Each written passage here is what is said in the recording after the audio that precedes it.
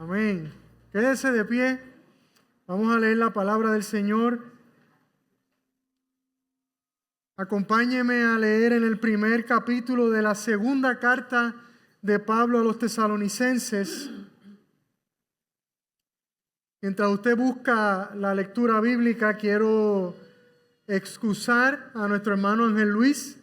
Él está asignado hoy en el púlpito del encuentro, así que oramos también y le pedimos al Señor que bendiga a Ángel Luis allí en la iglesia del encuentro en este día. También quiero excusar a Pablo.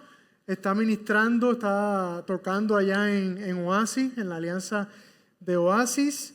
Así que está sirviendo al Señor allá. Y también quiero excusar a Elsie, que me escribió esta mañana. Ustedes saben que su mamá pues tiene su condición. Y ella pues de vez en cuando pues se queda los domingos con ella cuidándola. Así que no olviden a Elsie, ¿verdad? Y a su familia. Quiero mencionarles también que nuestro hermano Ramón está en este momento en un proceso de tristeza y lamento. Su mamá falleció esta semana. Ella vivía en Estados Unidos con su hija.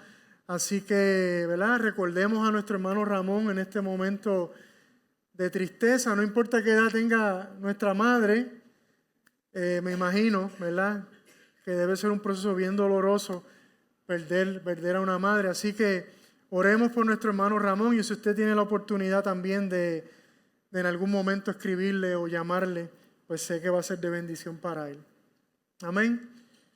Leemos la palabra del Señor. Vamos a leer desde el verso 6 de ese capítulo 1. Y dice así: porque después de todo, es justo delante de Dios que Él pague con aflicción a quienes los afligen a ustedes, pero que Él les dé alivio a ustedes que son afligidos, y también a nosotros, cuando el Señor Jesús sea revelado desde el cielo con sus poderosos ángeles en llama de fuego, dando castigo a los que no conocen a Dios y a los que no obedecen al Evangelio de nuestro Señor Jesús.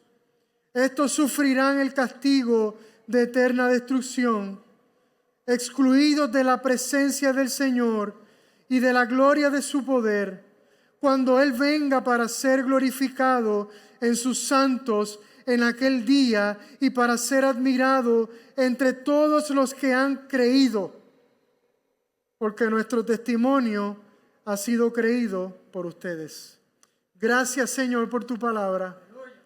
Gracias, Señor, porque cuando predicamos la palabra, creemos que eres tú mismo hablando a tu pueblo. Lo creemos. Aunque sea a través de un vaso roto, imperfecto, débil. Creemos que tú estás aquí en medio nuestro. Creemos que tu presencia es real.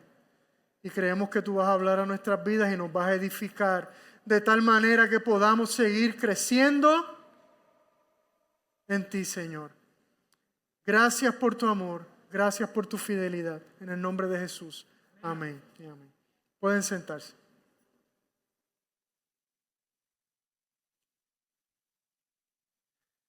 El pasado domingo culminamos nuestra reflexión con quizás uno de los temas más difíciles para esta iglesia de los tesalonicenses.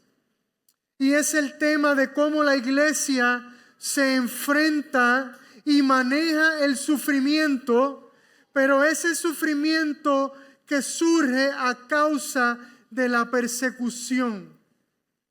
Pero claro está, lo importante es cómo la iglesia enfrenta y maneja este sufrimiento de una forma que glorifique a Dios. Esa es la parte importante.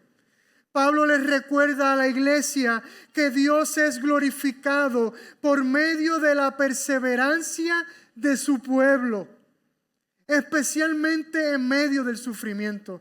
Cuando tú y yo permanecemos fiel, aún en medio de la situación difícil, Dios es glorificado por medio de tu vida y de mi vida. O sea, que Pablo les recuerda que su sufrimiento no es en vano. También les recuerda que la manera en que enfrentamos el sufrimiento se vuelve un testimonio vivo para otros creyentes y para otras comunidades de fe y para otras iglesias. Por esta precisa razón, Pablo los elogia, porque ellos están viviendo de esta manera y otras iglesias están recibiendo ese testimonio y siendo fortalecidas por el testimonio de esta iglesia. Pablo les recuerda también que el hecho de perseverar en medio del sufrimiento, o sea, el permanecer fieles a Dios, no importando las consecuencias, el soportar el sufrimiento con confianza y fe, al final del día los hace a ellos dignos del reino de Dios. Dignos del reino de Dios. Los hace aptos del reino de Dios. El domingo pasado fue interesante escuchar la reacción de Yara. Ustedes conocen a Yara, ¿verdad? La esposa de Manuel, hoy no están con nosotros. Fue interesante escuchar la reacción de ella al sermón del domingo pasado. Y durante la semana yo he estado preguntándome, ¿cuántos de ustedes salen de aquí el domingo reflexionando acerca del sermón? Reflexionando junto a sus hijos o a su cónyuge o a sus hermanos en la fe. Y la verdad es que muchas veces ustedes reaccionan al sermón con ángulos que yo mismo no había ni considerado. Y eso es emocionante. Eso es maravilloso. Porque eso significa que la palabra de Dios está haciendo efecto en ustedes. Y cuando esto pasa, el pastor dice, vale la pena predicar semana tras semana el evangelio, la palabra de Dios. Pero volviendo a la reacción de Yara, ella me dice algo como esto. Entonces, pastor, yo no soy digna del reino de Dios porque no experimento sufrimiento a causa de ser perseguida por mi fe. Y después me dice, entonces debemos orar para que el Señor permita, aunque sea un poco de persecución en nuestras vidas, para que entonces podamos ser dignos del reino de Dios. Y después de yo tragar gordo, entendí que esta es una reacción poderosa a la palabra de Dios. Porque sale de una reflexión profunda acerca de qué clase de vida el Señor me está llamando a vivir. Es una reacción producto de uno ser confrontado profundamente con la palabra de Dios. Creo que esta es una reacción que sale de un corazón que realmente desea agradar a Dios con su manera de vivir. Y después de seguir analizando el comentario de Yara, me di cuenta que yo creo que esa era la reacción que todos debíamos haber tenido cuando nos enfrentamos a este texto. Porque esta es la reacción de un corazón que anhela algo más con el Señor. Y seguía reflexionando en esto, pensando que siempre es un buen ejercicio de vez en cuando mirar y pensar en la iglesia perseguida. Porque creo que eso nos ayuda a reenfocarnos. Eso nos ayuda a recalibrar nuestra fe, a reordenar nuestras prioridades, a pensar menos en nosotros y más en el prójimo. A darnos cuenta de cuán bendecidos somos y cuán fácil es vivir la vida cristiana en nuestro contexto. Cuando vemos los sufrimientos de la iglesia perseguida, nos damos cuenta que nuestros sufrimientos no se comparan en nada a los sufrimientos de hermanos cristianos en otras partes del mundo. Mientras esta semana yo oraba porque el Señor ayudara a mi hija en su examen de química, estoy seguro que en otra parte del mundo había una familia orando porque el Señor cuidara a su hija en la escuela de no ser maltratada y humillada por su fe. Mientras usted ora para que el Señor le dé un mejor trabajo, hay un padre de familia en otra parte del mundo orando para que no lo despidan de su trabajo a causa de su fe. Mientras nosotros oramos para que el Señor nos continúe dando los recursos para reconstruir nuestras facilidades. No se olvide de ese tema, no nos hemos olvidado. Hay otra iglesia en otra parte del mundo orando para que el gobierno no invada, incaute y le cierre su lugar de reunión. Mientras usted antes de acostarse ora para que Luma no le lleve la luz y usted pueda descansar, hay otra familia en otra parte del mundo orando para que mientras duermen no venga la guerrilla y se meta en sus casas por ser cristianos. ¿Se dan cuenta? Cómo al lado de estas peticiones de la iglesia perseguida, nuestras peticiones realmente carecen, palidecen de importancia. Entonces definitivamente nos hace bien de vez en cuando recordar nuestros hermanos perseguidos. Pablo entonces continúa su carta animando a la iglesia, dándole una palabra de esperanza, recordándoles que su sufrimiento a causa de su fe no es en vano. No solamente perseverar en medio del sufrimiento a causa de la persecución los hace dignos del reino de Dios, sino que su perseverancia hace que se acumule el juicio sobre las cabezas de aquellos que les afligen.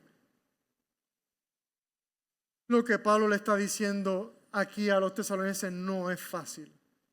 Una palabra fuerte, pero que al final del día nos llena de esperanza. En otras palabras, ninguna injusticia cometida contra el pueblo de Dios será pasada por alto. Ni una gota de sangre derramada en la tierra será ignorada. En estos momentos ellos parecen tener más poder. En estos momentos ellos se burlan. En estos momentos ellos se creen haber obtenido la victoria, pero un día el juicio de Dios los sorprenderá como sorprende a una embarazada a los dolores de parto, como le dice Pablo en la primera carta en el capítulo 4. Estos son de los que precisamente habla Apocalipsis cuando dice: los reyes de la tierra y los grandes, los comandantes, los ricos, los poderosos y todo siervo y todo libre se escondieron en las cuevas y entre las peñas de los montes y decían a los montes y a las peñas: caigan sobre nosotros y escóndanos de la presencia de aquel que está sentado en el trono y de la ira del Cordero. Porque ha llegado el gran día de la ira de ellos, ¿y quién podrá sostenerse? A los colosenses Pablo le dice: porque el que procede con injusticia sufrirá las consecuencias del mal que ha cometido, y eso sin acepción de persona. Especialmente aquellos que cometen injusticias contra el pueblo de Dios. Pero esto también nos recuerda las palabras de Jesús cuando dijo: bienaventurados los que tienen hambre y sed de justicia, porque ellos serán saciados. Aleluya. En ese día, cada gota de sangre derramada por el pueblo de Dios será vindicada. Entonces Pablo anima a la iglesia, pero no con falsas esperanzas. No les dice como algunos por ahí: envíenme $1,000 para que vean cómo todo esto se les soluciona. El Señor no nos garantiza que nos va a librar del sufrimiento mientras estemos en este mundo. Tampoco se lo garantizó a los tesalonicenses. Pero Pablo sí les recuerda que si permanecen fiel, un día su sufrimiento acabará. Un día su sufrimiento acabará. Su sufrimiento tiene un día, una fecha de expiración. ¿Y cuándo será ese día? Dice el apóstol: cuando el Señor Jesús sea revelado desde el cielo con sus poderosos ángeles en llama de fuego. Esta es otra expresión gloriosa para describir la segunda venida del Señor. Pero también es una expresión aterradora. Es una expresión, una descripción que acompaña de forma extraordinaria o aporta a lo que Pablo les enseñó en la primera carta acerca de la segunda venida, cuando les dijo: pues el Señor mismo descenderá del cielo con voz de mando, con voz de arcángel y con trompeta de Dios, y los muertos en Cristo resucitarán primero. Entonces nosotros, los que estemos vivos y que permanezcamos, seremos arrebatados juntamente con ellos en las nubes al encuentro del Señor en el aire, y así estaremos con el Señor siempre. A lo que podemos añadir este versículo: así será cuando el Señor Jesús sea revelado desde el cielo junto con sus poderosos ángeles en llama de fuego. Y la verdad es que en ese día el juicio contra aquellos que afligieron al pueblo de Dios no será privado, sino público.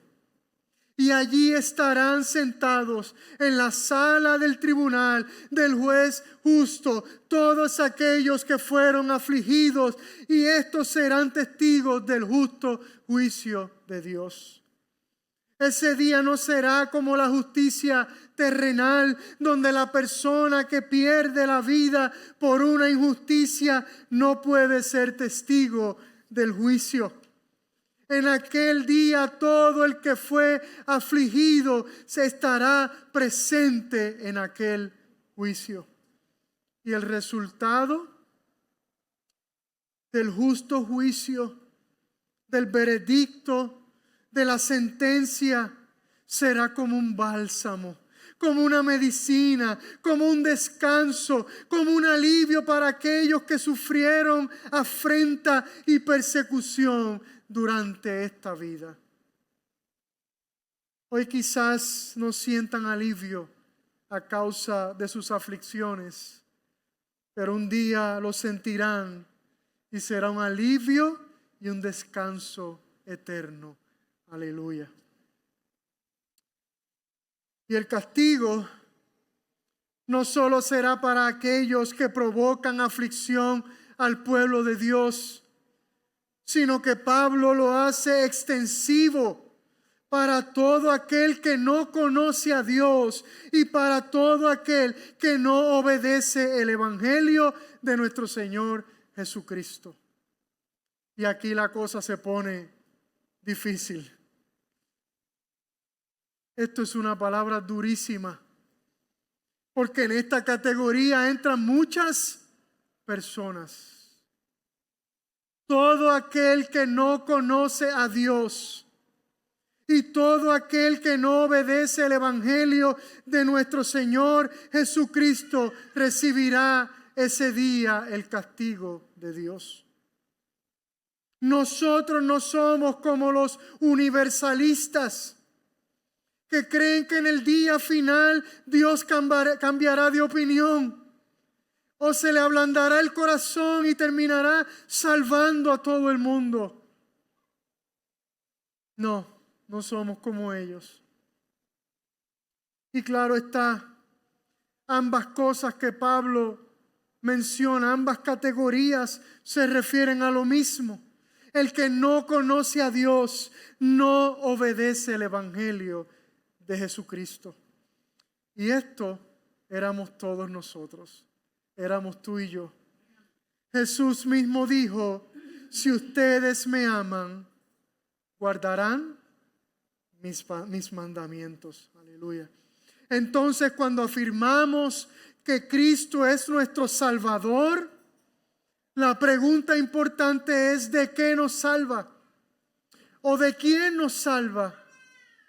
Podríamos afirmar que nos salva de muchas cosas, de nuestro pecado, de nuestra maldad, de este mundo o del enemigo. Pero de lo que verdaderamente nos salva es del castigo de Dios. En otras palabras, y esto puede sonar fuerte, pero es la realidad, Cristo nos salva de sí mismo. De sí mismo. Y esto es importante, amados, que lo entendamos, porque cada vez que veamos a una persona que no conoce a Dios, estamos viendo a una persona que está destinada al castigo de Dios. ¿Usted me está escuchando? Cuando vemos a un familiar que no conoce a Dios, estamos viendo a una persona que está destinada al castigo de Dios. Cuando vemos a un vecino o a un compañero de trabajo o a un amigo que no conoce a Dios, estamos viendo a una persona que está destinada al castigo de Dios. Y esa es una doctrina. En eso es lo que creemos como cristianos evangélicos, aliancistas. Fuera de la fe en Cristo Jesús no hay salvación. ¿Y qué se supone que hagamos con esto? ¿Cómo se supone que debemos reaccionar? ¿Cómo debemos actuar al entender y reconocer y recordar esta realidad? ¿Cuál se supone que es nuestra reacción? Porque el reaccionar a esta realidad es un asunto de vida o muerte. Entonces se supone que esta realidad nos impulse a compartir el evangelio con esa persona. Se supone que esta realidad nos impulse a seguir apoyando las misiones aquí, allá y en todo lugar. Se supone que esta realidad nos impulse a reconocer que somos nosotros, tú y yo, todos nosotros quienes hemos sido llamados a proclamar las buenas nuevas de salvación a todo aquel que Dios ha puesto en nuestro camino. ¿Lo crees? Algunos.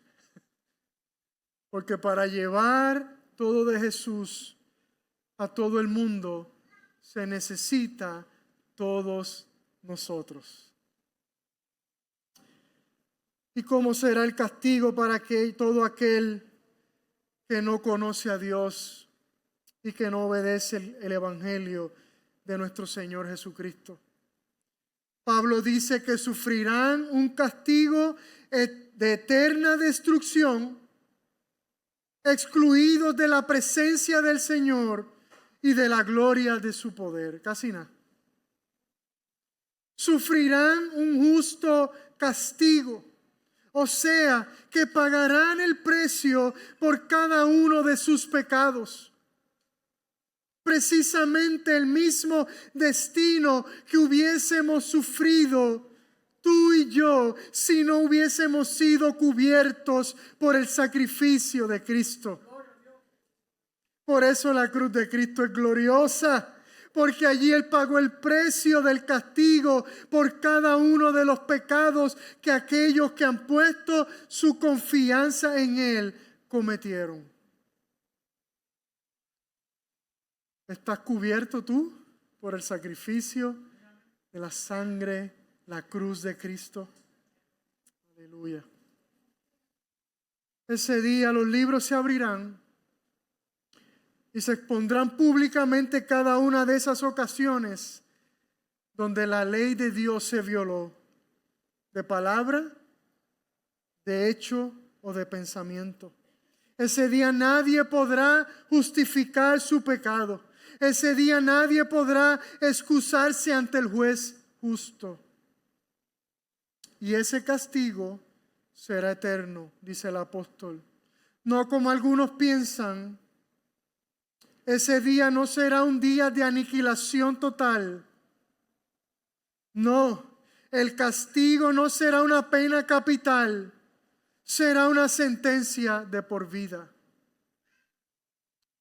Y lo peor de este castigo eterno es lo que sigue, que serán expulsados de la presencia de Dios y de la gloria de su poder. ¿Qué es lo que hace al infierno infierno? Es el lugar donde uno es excluido de la presencia de Dios y de la gloria de su poder. Excluidos de la fuente de vida. Excluidos de la fuente de amor y gozo. Excluidos de la fuente de paz. Excluidos de la fuente de justicia. Porque este mundo no es el infierno, aunque muchas veces pareciera. Porque aún la presencia de Dios llena la tierra. Aleluya. Porque ningún rincón de este mundo se escapa de su presencia. Porque todavía la gloria de su poder se revela en cada amanecer. Lo cantamos ahorita. En cada vida nueva que nace. En cada fruto que produce la tierra. En cada acto de bondad. Aleluya. El mundo sigue girando gracias a la gloria de su poder. Para aquellos que un día recibirán el castigo de eterna destrucción, serán excluidos de su presencia y de la gloria de su poder. ¿Y cuándo ocurrirá esto? Dice el apóstol, cuando Él venga para ser glorificado en sus santos y para ser admirado entre todos los que han creído.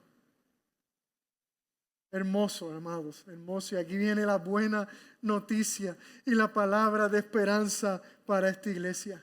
En ese día, mientras unos son sorprendidos con la realidad de su pecado y del castigo que recibirán por el mismo, otros estaremos disfrutando del cumplimiento de la obra hecha por Cristo en la cruz y de la promesa sellada por su resurrección. Aleluya. Estaremos disfrutando de la glorificación de nuestros cuerpos y de la vida eterna que Él nos ha prometido en Cristo Jesús. Y lo maravilloso es que en ese día nosotros, sus santos, seremos, escuche bien, tú y yo seremos la razón por la cual nuestro Señor será glorificado en el cielo, en la tierra y debajo de la tierra. Ese día la oración de Jesús al Padre será cumplida cuando dijo: yo ruego por ellos, no ruego por el mundo, sino por los que me has dado, porque son tuyos y todo lo mío es tuyo y lo tuyo mío, y yo he sido glorificado en ellos. Aleluya. ¿Lo puedes imaginar? Tú y yo siendo el objeto de la gloria de Dios. Yo sé que es difícil imaginarlo.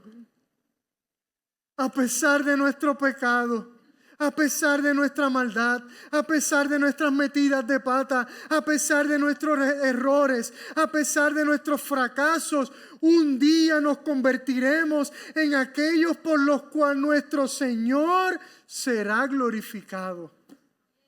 Aleluya.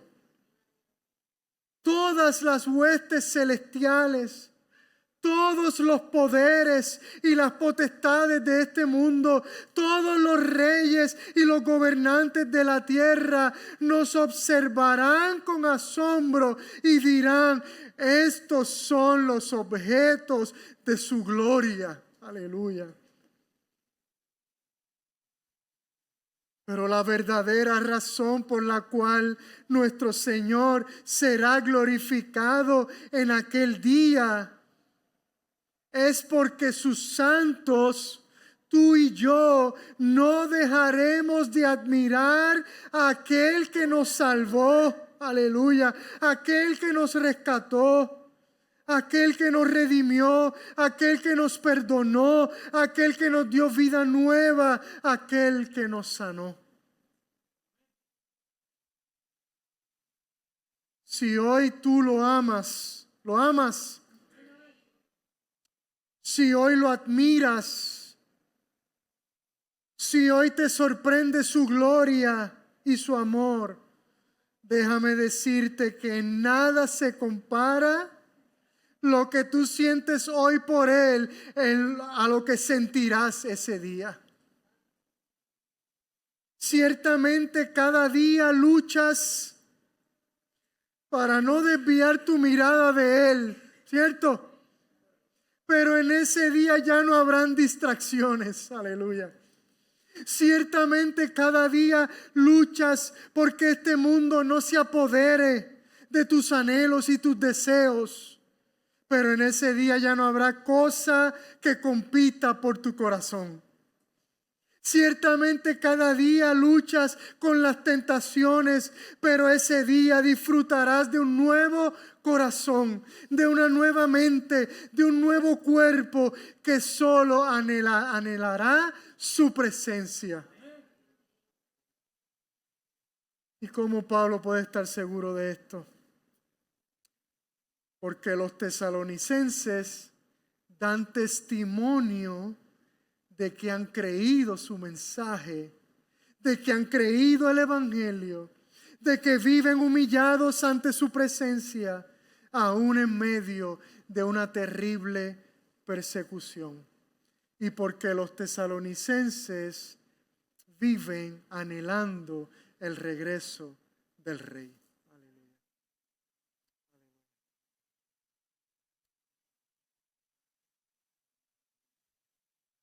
El Señor, amados, nos recuerda hoy que no está mal de vez en cuando recordar a la iglesia perseguida. No está de más comparar nuestros sufrimientos a los de ellos. Esto para que aprendamos a ser más humildes y agradecidos. El Señor nos recuerda en este día que vendrá un día en donde Él juzgará cada acto de violencia cometida contra el pueblo de Dios. Que el sufrimiento de su pueblo no es en vano. Aleluya. El Señor nos recuerda en este día que en aquel día Él castigará a todo aquel que no le conoció y que no obedeció su evangelio. Y esto nos debe impulsar a continuar proclamando, extendiendo el Evangelio de Jesucristo aquí, allá y en todo lugar. Por eso estamos comprometidos como iglesia en nuestra Judea, en nuestra Samaria y en los confines de la tierra. Y finalmente el Señor nos recuerda que vale la pena perseverar en la fe. Vale la pena, especialmente en medio del sufrimiento, porque todos aquellos que perseveremos hasta el fin, un día estaremos ante su gloriosa presencia y seremos, aleluya, aquellos por quienes Él será glorificado y admirado eternamente por todos aquellos que creyeron en Él. Aleluya. Estemos puestos de pie.